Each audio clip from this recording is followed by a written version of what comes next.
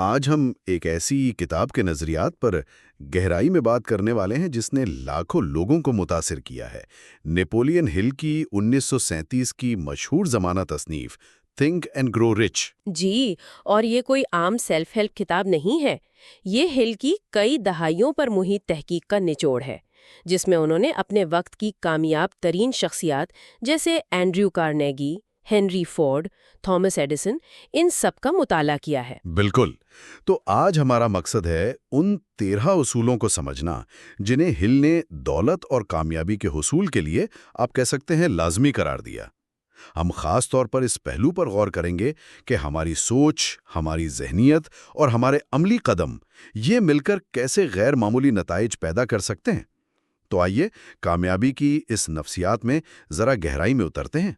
سب سے بنیادی خیال جو مجھے لگتا ہے پوری کتاب کی جان ہے وہ یہ ہے کہ خیالات ٹھوس حقیقت بن سکتے ہیں۔ جی ہاں، سننے میں شاید سادہ لگے، لیکن اس کے پیچھے ایک گہری منطق ہے۔ اور ہل کا پہلا اصول اسی سے جڑا ہوا ہے، شدید جلتی ہوئی خواہش یعنی ڈیزائر۔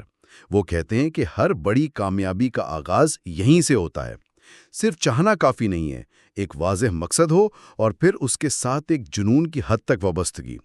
اچھا، تو یہ جلتی ہوئی خواہش صرف ایک مضبوط چاہت سے کیسے مختلف ہوئی؟ یہ بہت اہم فرق ہے۔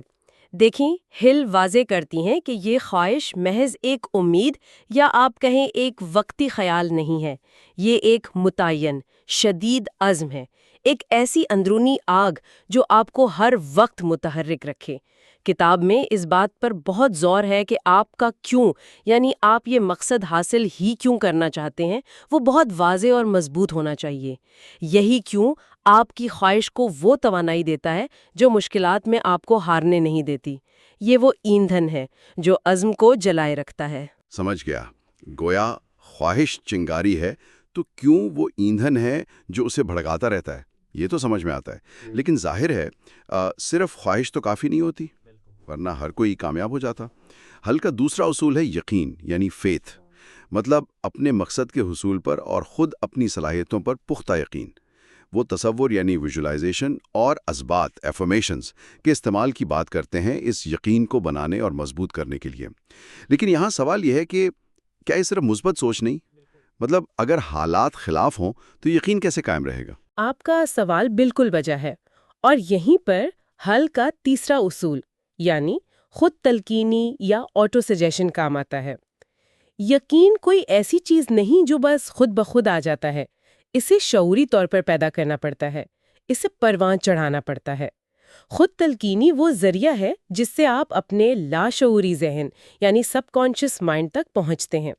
جب آپ مسلسل جذبات کے ساتھ اپنے مقاصد اور یقین کو دہراتے ہیں، خاص طور پر صبح اور رات کو جب ذہن زیادہ ریسیپٹیو ہوتا ہے، تو آپ آہستہ آہستہ اپنے لاشعوری ذہن کو اس بات پر قائل کر لیتے ہیں۔ تو یہ صرف مثبت سوچ نہیں، یہ اپنے ذہن کی گہرائیوں میں کامیابی کے بیج بونا ہے۔ یوں سمجھیں کہ آپ اپنے اندرونی نظام کو مقصد کے حصول کے لیے پروگرام کر رہے ہیں۔ اچھا، یعنی یہ ایک شعوری کوشش ہے اپنے اندرونی یقین کے نظام کو تبدیل کرنے کی۔ یہ تو ذہنیت کے بنیادی ستون لگتے ہیں۔ اب ذرا عملی پہلو کی طرف آتے ہیں۔ چوتھا اصول، مخصوص علم، اسپیشلائزڈ نالج۔ حل کہتے ہیں کہ عام معلومات، جنرل نالج کافی نہیں۔ آپ کو اپنے شعبے میں گہرا، مخصوص اور قابل عمل علم چاہیے۔ جیسے مثال کے طور پر اگر کوئی کامیاب سرجن بننا چاہتا ہے تو اسے صرف بایولوجی جاننا کافی نہیں، اسے سرجری کی مخصوص تکنیکوں میں مہارت چاہیے۔ لیکن سوال یہ ہے کہ یہ مخصوص علم آئے گا کہاں سے، خاص طور پر اگر وسائل محدود ہوں؟ حل اس پر بھی بات کرتے ہیں۔ وہ کہتی ہیں کہ ضروری نہیں یہ سارا علم آپ کے پاس پہلے سے ہو، آپ اسے حاصل کر سکتے ہیں یونیورسٹی سے، کورسز سے، تجربے سے، کتابوں سے یا دوسروں کے تعاون سے۔ اہم بات یہ جاننا ہے کہ آپ کو کس علم کی ضرورت ہے اور اسے حاصل کرنے کا منصوبہ کیا ہے۔ اور یہیں پر پانچواں اصول، تخیل یعنی امیجنیشن، اپنا کردار ادا کرتا ہے۔ مخصوص علم خود بخود دولت نہیں بناتا جب تک اسے تخلیقی انداز میں استعمال نہ کیا جائے۔ حل دو طرح کے تخیل بتاتے ہیں، مصنوعی تخیل جو پرانے خیالات کو نئی ترتیب دیتا ہے، اور تخلیقی تخیل جو بالکل نئے آئیڈیاز لاتا ہے۔ یہی تخلیقی قوت ہے جو علم کو لے کر نئے مواقع یا آپ کہیں مصنوعات یا خدمات بناتی ہے، جیسے کسی نے پہیے کے علم کو استعمال کر کے گاڑی کا خیال پیش کیا۔ صحیح۔ تو علم اور تخیل مل کر امکانات پیدا کرتے ہیں، لیکن ان امکانات کو حقیقت بنانے کے لیے ایک ٹھوس منصوبہ بندی چاہیے۔ اور یہ ہے چھٹا اصول، منظم منصوبہ بندی، آرگنائزڈ پلاننگ۔ یعنی اپنی خواہش کو حاصل کرنے کے لیے ایک واضح قدم بقدم عملی منصوبہ بنانا۔ یہ وہ جگہ ہے جہاں میرا خیال ہے اکثر لوگ رہ جاتے ہیں۔ خواہش ہوتی ہے، علم بھی شاید ہو، لیکن کوئی روڈ میپ نہیں ہوتا۔ بالکل، اور ہلس اس منصوبہ بندی کو اکیلے کرنے کے بجائے ایک اور اہم تصور لاتے ہیں، جسے وہ بعد میں الگ اصول کے طور پر بھی بتائیں گے، لیکن یہاں اس کا ذکر اہم ہے۔ ماسٹر مائنڈ گروپ، یعنی ایسے ذہین قابل اعتماد لوگوں کا ایک گروہ بنانا جو آپ کے مقصد سے ہمدردی رکھتے ہوں اور منصوبے کو بہتر بنانے اور عمل کرنے میں مدد اور مشورہ دے سکیں۔ منصوبہ بندی میں دوسروں کا تعاون شامل کرنا کامیابی کے امکانات کو بہت بڑھا دیتا ہے۔ یہ منصوبہ صرف ذہن میں نہ رہے، اسے لکھنا، اس کے مراحل طے کرنا، ممکنہ ناکامیوں سے نپٹنے کی حکمت عملی بنانا، یہ سب منظم منصوبہ بندی کا حصہ ہے۔ جی، یہ عملی اقدامات واقعی بہت اہم ہیں۔ اب ان اصولوں پر آتے ہیں جو عمل درآمد اور ثابت قدمی پر زور دیتے ہیں۔ 7واں اصول ہے فیصلہ، یعنی ڈیسیژن۔ اس کا انہیں اپنے مطالعے میں پایا کہ کامیاب لوگ فیصلے تیزی سے کرتے ہیں اور پھر ان پر مضبوطی سے قائم رہتے ہیں۔ وہ شکوک و شبہات میں وقت ضائع نہیں کرتے۔ اس کے برعکس ناکام لوگ فیصلے کرنے میں دیر لگاتے ہیں اور پھر دوسروں کی رائے یا حالات سے متاثر ہو کر انہیں آسانی سے بدل دیتے ہیں۔ مجھے لگتا ہے یہ اصول آج کی تیز رفتار دنیا میں، جہاں اتنی زیادہ معلومات ہیں، متضاد مشورے ہیں، اور بھی زیادہ اہم ہو گیا ہے۔ یقیناً، فیصلہ سازی کی صلاحیت تو ایک بنیادی قائدانہ وصف ہے، اور فیصلہ کرنے کے بعد آتا ہے 8واں اصول، استقامت، یعنی پرسسٹنس۔ شاید یہ ان تمام اصولوں میں سب سے زیادہ چیلنجنگ ہے۔ استقامت کا مطلب ہے مسلسل کوشش جاری رکھنا، چاہے کتنی ہی ناکامیاں، مشکلات یا مایوسیاں آئیں۔ ہل کہتی ہیں کہ زیادہ تر لوگ پہلی یا دوسری بڑی رکاوٹ کے بعد ہمت ہار دیتے ہیں، لیکن کامیابی اکثر وہیں ہوتی ہے جہاں لوگ کوشش چھوڑ دیتے ہیں۔ اور یہ استقامت ہوا میں پیدا نہیں ہوتی، اسے ایندھن ملتا ہے آپ کی جلتی ہوئی خواہش سے، آپ کے یقین سے اور آپ کے منظم منصوبے سے۔ یوں سمجھیں جیسے کوئی ایتھلیٹ سالوں ٹریننگ کرتا ہے، وہ روز کی تھکن پر قابو پاتا ہے کیونکہ اس کی نظریں اولمپک میڈل پر ہوتی ہیں۔ بالکل، یعنی یہ اصول ایک دوسرے سے جڑے ہوئے ہیں اور ایک دوسرے کو طاقت دیتے ہیں۔ یہ بہت دلچسپ ہے۔ اب 9ویں اصول کی بات کرتے ہیں، جس کا ذکر آپ نے منصوبہ بندی کے حوالے سے بھی کیا تھا۔ ماسٹر مائنڈ اتحاد، ماسٹر مائنڈ الائنس۔ یہ صرف مشورہ لینے سے کچھ زیادہ ہے۔ ہل کا نظریہ تھا کہ جب 2 یا 2 سے زیادہ ذہن ہم آہنگی اور مشترکہ مقصد کے ساتھ ملتے ہیں تو وہ ایک تیسری، غیر مرئی طاقتور توانائی یا ذہن تخلیق کرتے ہیں۔ جی، جو انفرادی ذہنوں کی مجموعی طاقت سے کہیں زیادہ ہوتی ہے۔ یہ اشتراکی عمل، خیالات، علم، تجربات اور تخلیقی توانائی کا تبادلہ ممکن بناتا ہے۔ لیکن ایسا گروپ بنانا اور اسے قائم رکھنا آسان نہیں لگتا ہوگا۔ کیا ہل اس کی عملی مشکلات پہ بھی کچھ کہتے ہیں؟ وہ اس کی اہمیت پر زیادہ زور دیتی ہیں، لیکن یہ تو ظاہر ہے کہ ایسے اتحاد کی کامیابی کے لیے باہمی احترام، ہم آہنگی اور ایک واضح مشترکہ مقصد لازمی ہے۔ ممبران کا انتخاب بہت سوچ سمجھ کر کرنا ہوتا ہے۔ ایسے لوگ جو مثبت ہوں، قابل ہوں اور آپ کے مقصد میں مخلص ہوں۔ یہ صرف دوستوں کا گروپ نہیں، بلکہ ایک مقصد پر مبنی، آپ کہہ سکتی ہیں، اسٹریٹجک الائنس ہے۔ اس کی طاقت صرف علم بانٹنے میں نہیں، بلکہ اس ذہنی ہم آہنگی میں ہے جو نئے اور بہتر خیالات کو جنم دیتی ہے۔ واقعی یہ گہری بات ہے۔ اب ان میکینزمز پر آتے ہیں جو شاید پس پردہ کام کرتے ہیں اور جنہیں سمجھنا تھوڑا مشکل ہو سکتا ہے۔ 10واں اصول، تحت الشعوری ذہن، the subconscious mind۔ حل اسے ہمارے شعوری خیالات اور ہمارے عملی اقدامات کے درمیان ایک پل قرار دیتے ہیں۔ جی، وہ کہتی ہیں کہ ہمارا تحت الشعوری ذہن ہمارے غالب خیالات، یقین، خوف اور خواہشات کو مسلسل جذب کرتا ہے اور پھر ہمارے رویوں، عادات اور فیصلوں پر غیر محسوس طریقے سے اثر ڈالتا ہے۔ یہ گویا ہمارے آٹو پائلٹ کی طرح ہے۔ تو کیا ہم اسے کنٹرول کر سکتے ہیں؟ بالکل، حل کے مطابق ہم اسے پروگرام کر سکتے ہیں، خاص طور پر خود تلقین کے ذریعے۔ جو بھی خیالات اور جذبات ہم مسلسل اپنے ذہن میں رکھتے ہیں وہ تحت شعوری ذہن میں جڑ پکڑ لیتے ہیں اور پھر ہماری حقیقت بننے لگتے ہیں۔ اگر ہم مسلسل کامیابی اور دولت کے بارے میں سوچیں گے، یقین رکھیں گے، تو ہمارا تحت شعوری ذہن ہمیں ایسے اعمال اور فیصلوں کی طرف لے جائے گا جو اس مقصد میں مددگار ہوں۔ اور اگر خوف اور شک کے خیالات غالب رہیں گے تو وہ بھی ہماری حقیقت بن جائیں گے۔ یہ ایک طاقتور لیکن غیر جانبدار میکانزم ہے۔ اور 11واں اصول ہے دماغ، the brain۔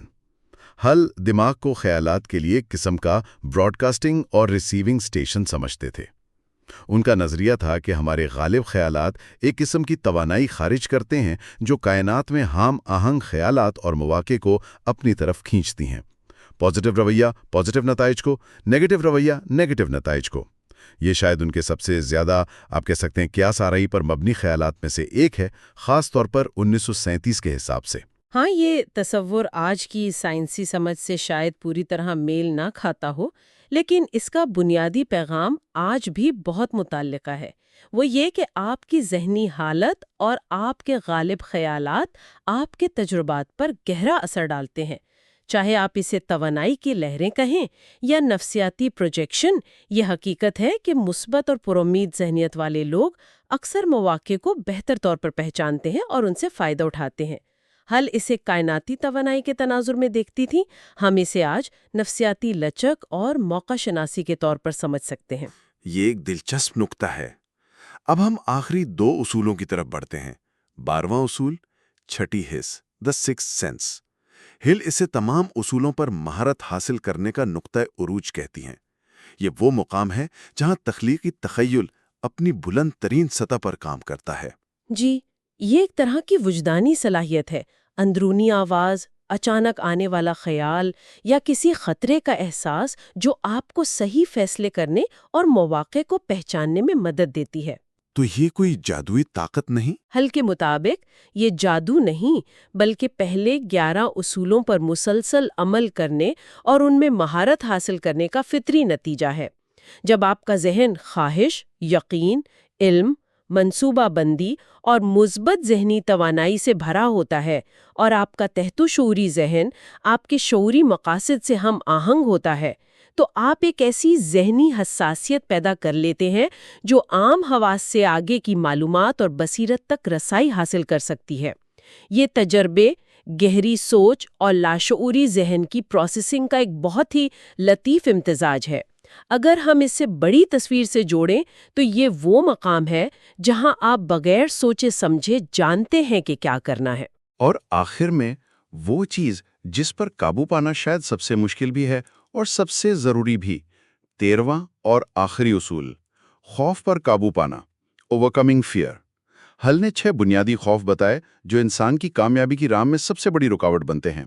غربت کا خوف، تنقید کا خوف، بیماری کا خوف، محبت کھونے کا خوف، بڑھاپے کا خوف اور موت کا خوف۔ بالکل۔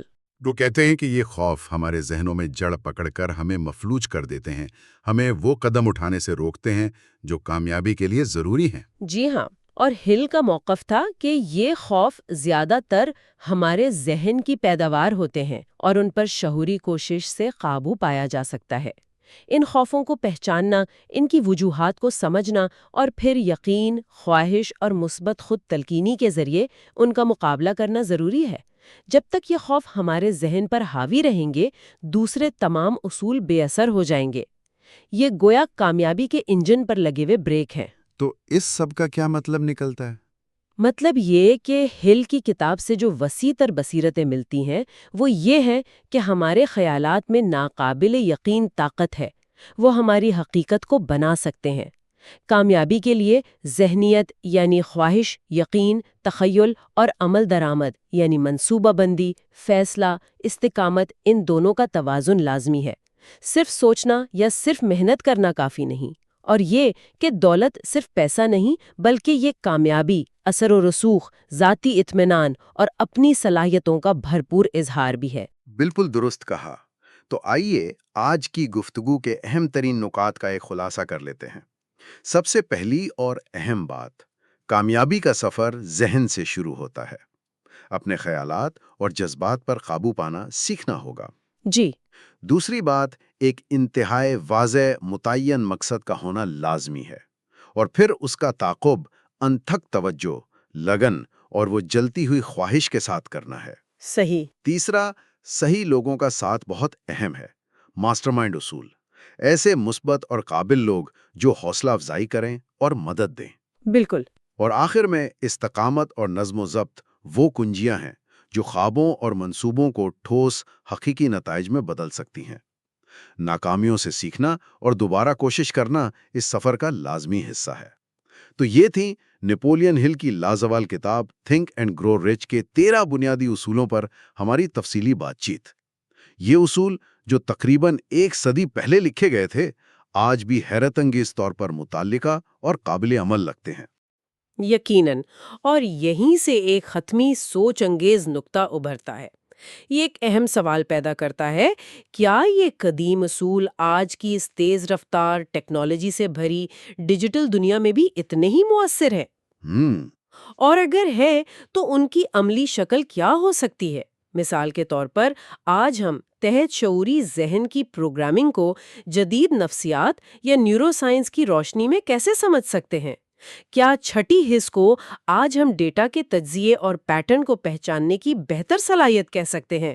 اور کیا ماسٹر مائنڈ کا تصور آج global online communities, mentorship platforms اور ڈیجیٹل کولیبریشن ٹولز کی شکل اختیار کر گیا ہے؟